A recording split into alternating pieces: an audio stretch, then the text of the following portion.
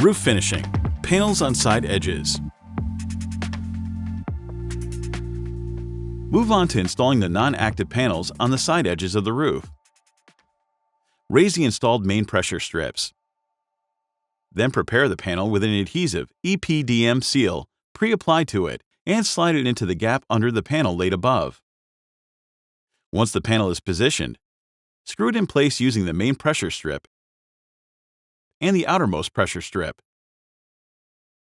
Use self-tapping screws to install the main strips. Use wood screws to screw on the outermost strips.